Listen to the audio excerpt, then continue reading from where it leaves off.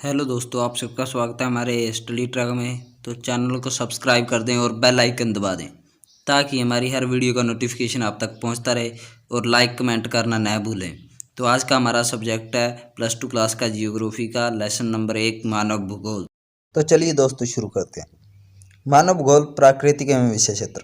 मानव भूगोल किसे कहते हैं और इसके विषय क्षेत्र कौन कौन से हैं? भूगोल किसे कहते हैं, इसके कितने प्रकार हैं?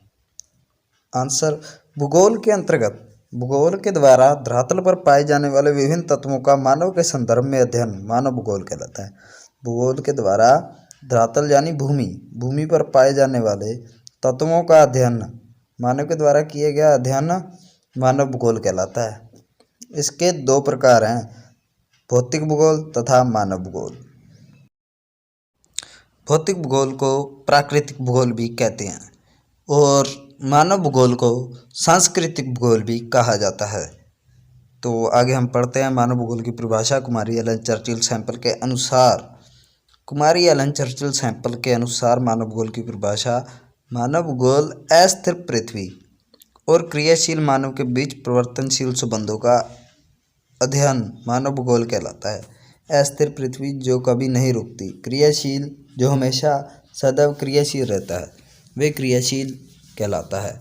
और इन दोनों के बीच संबंधों का अध्ययन करना ही मानव भूगोल कहलाता है। आगे है मानव का प्राकृतिकरण।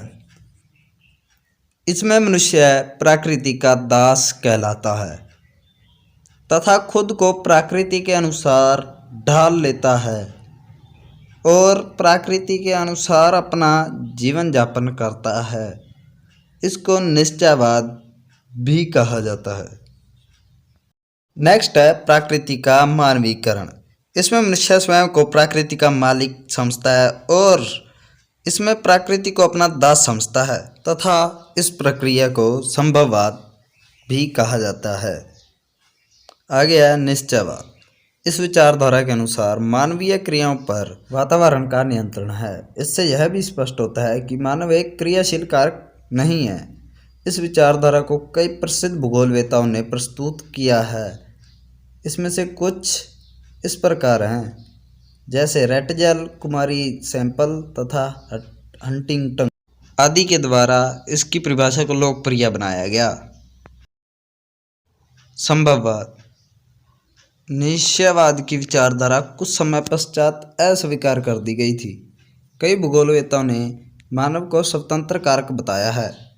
मानव को एक स्वतंत्र कारक बताया है क्योंकि मानव कुछ भी कर सकता है। कई भूगोलवेताओं का मानना है वह अपनी इच्छा पूर्वक कार्य करने की क्षमता रखता है क्योंकि वह एक स्वतंत्र कारक है। इस विचारधारा में संभववाद कहा जाता है। इस विचारधारा को संभववाद कहते हैं।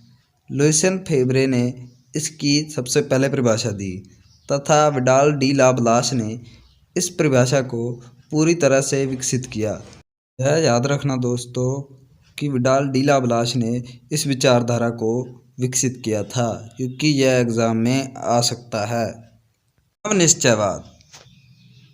इसकी प्रथम बार परिभाषा ग्रिफिथ टेलर ने दी। यह परिभाषा संभववाद के बाद आई थी। संभववाद की परिभाषा भी जब अस्वीकार कर दी गई तब नव निश्चयवाद की परिभाषा आई। इस परिभाषा को रुको और जाओ निश्चयवाद भी कहते हैं।